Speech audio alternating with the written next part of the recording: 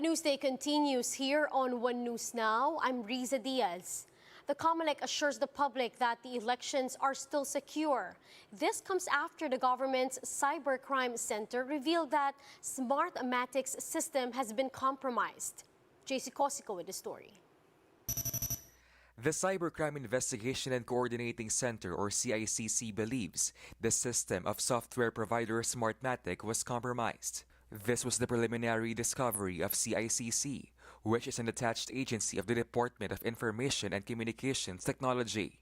During the hearing of the Joint Congressional Oversight Committee on the Automated Election System, CICC Executive Director Cesar Mancao says they have sufficient artifacts on this.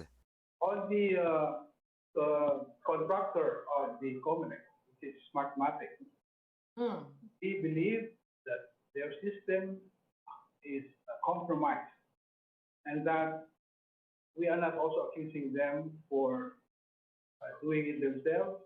At this moment, we know that there cannot be an external or internal threat actors that in play. We have identified the group that claimed, and we have sufficient artifacts at this time that we can reveal in this session.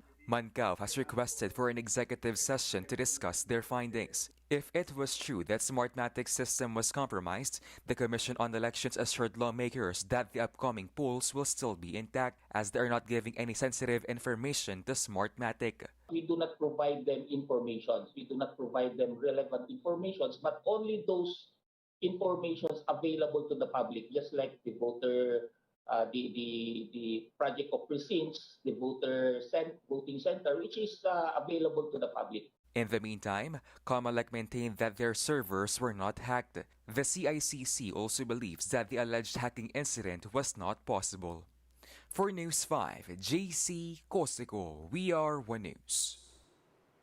Supporters of Vice President Leni Robredo joined the launch of the aspirants' new volunteer center in Mandaluyong. Marty Bautista with the story. The Robredo People's Council, or RPC, gathered on Sunday for the Mandaluyong launch and blessing of their volunteer center. Everyone in the area along Bonnie Avenue was ecstatic, wearing their signature pink ensembles while cheering their presidential bid's name, Vice President Leni Robredo. The people weren't the only ones colored in pink, even the hall, which was available for free, and even the walls inside the volunteer center were painted in pink. Vice President Leni Robredo's eldest daughter, AIKA Robredo, was also in attendance for the venue's ribbon cutting. According to AIKA, campaigning is nothing new to her. Alam niyo po, ako yung panganay sa amin. As young as 4 years old po, nakakampanya na ako para sa papa ko. Pinanganak ako 6 days before yung unang election niya as mayor. So pinagdaanan ko po yun lahat. Yung pagsayaw sa plaza, yung pag house to house. She is pouring out all her support for her mother's campaign, especially with 99 days left till elections. Siyempre kami bilang anak, di ba? Mas gusto mo, mas marami kang time with your parents. Pero naiintindihan namin na, may mga ibang bagay na mas malaki and mas mahalaga sa personal inconveniences and preferences mo. Besides her experience in her mother's last campaign as vice president, it still comes at a shock for AIKA to see all the support. Very thankful kami sa show of support kasi from the start hindi namin ina-expect na ganito ka-overwhelming yung magpipink for us. And ngayon, kung dati busy kami yung abala na mag-organize, ngayon kami yung naghahabol sa mga organized na para mag-thank you o para siguro to explore more ways kung paano pa sila makakatulong. The Mandaluyong Branch Volunteer Center will be used as the headquarters for Vice President Leni Robredo's ongoing relief operations, COVID-19 response team, and also for her election campaign. For News 5, Marty Bautista, we are One News. Meanwhile, the camp of Bongbong Marcos commended the Justice Secretary for uncovering a supposed assassination plot against the presidential. The Cybercrime Office of the DOJ reportedly identified those who are behind the TikTok videos that are made to threaten Marcos Jr.'s life. Marcos's spokesperson, Vic Rodriguez, says they will not be cowed by such threat, but admitted that the alleged assassination plot is still concerning. Meron silang series of exchanges regarding this threat. And as you know, a threat to anyone's life, we take it seriously. Whether it be on the life of presidential aspirant Bongbong Marcos o kahit sino man. And we commend the Department of Justice for the immediate and swift action on this threat or a plot to assassinate or harm presidential aspirant Bongbong Marcos. Meanwhile, the Justice Department vowed to hold those who made the threats liable, noting that assassination threats are actionable whether they're true or not. Now, the chairperson of the National Vaccination Operations Center says children without comorbidities no longer need pediatrician clearance to get a COVID vaccine.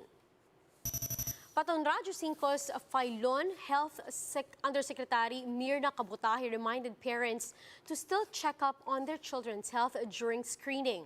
Kabutahi said local health authorities should also contact parents following the inoculation of their kids to check if there are side effects or concerns. Dapat tatawag yung responsible person kung kukumustahin, ano yung mga immediate side effects, ano yung mga kailangan gawin ng nanay para matugunan, pang first aid, tapos bibigyan ng mga contact numbers. Now, to address vaccine hesitancy among parents and children, the health department says they are conducting town hall meetings in their localities. Kabutahe said this is where they explain to parents the importance of vaccinations and to what to expect once their kids receive the jab.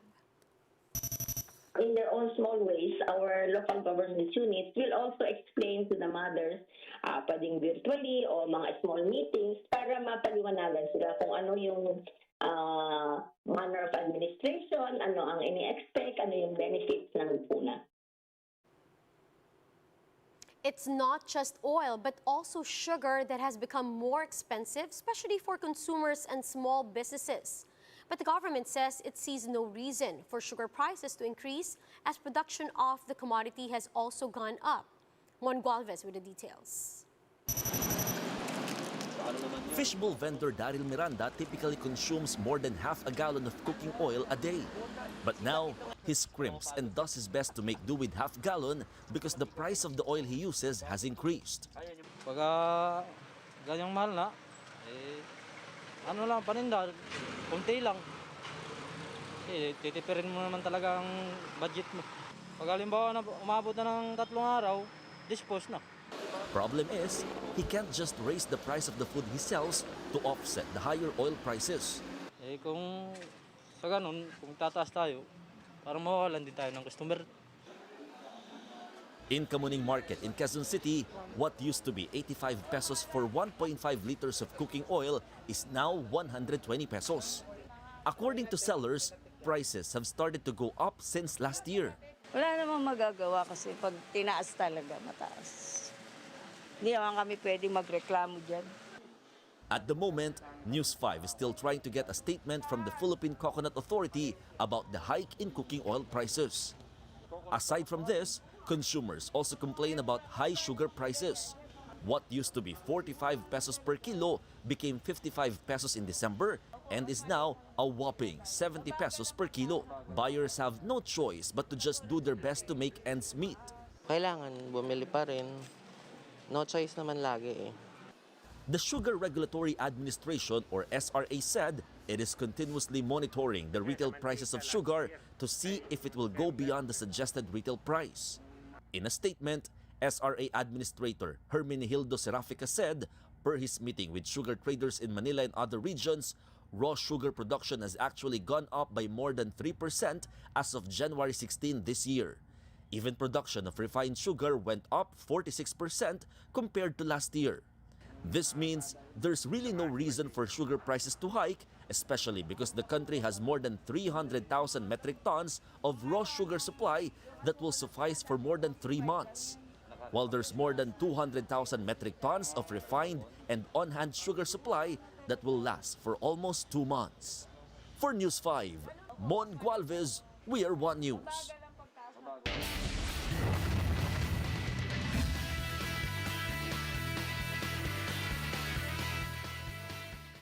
The Philippine women's football team is going to the World Cup.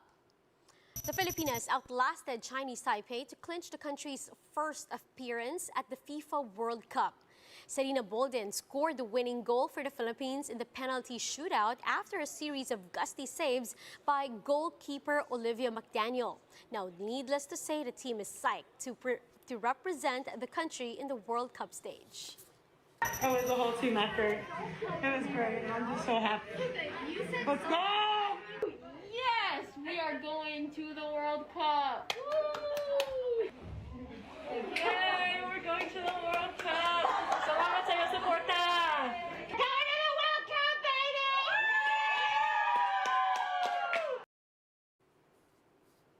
Now, here's a quick look at some of today's headlines. Metro Manila and 7 provinces are gearing up for their shift to Alert Level 2 starting tomorrow, February 1st. Senatorial candidate Nery Colmenares joins Isambayan's Senate slate while his Makabayan bloc officially endorses the Lenny Kiko tandem for president and vice president. And Rafael Nadal wins his 21st Grand Slam title at the 2022 Australian Open. And those are the top stories of the hour. Join us later at 10:45 in the morning as we continue to monitor the day's biggest stories. You can also catch One News on Signal Play. Register for a free account now, www.signalplay.com, and stream One News live anytime, anywhere. I'm Riza Diaz. Mask on, wash hands, and stay safe, Philippines. We are One News.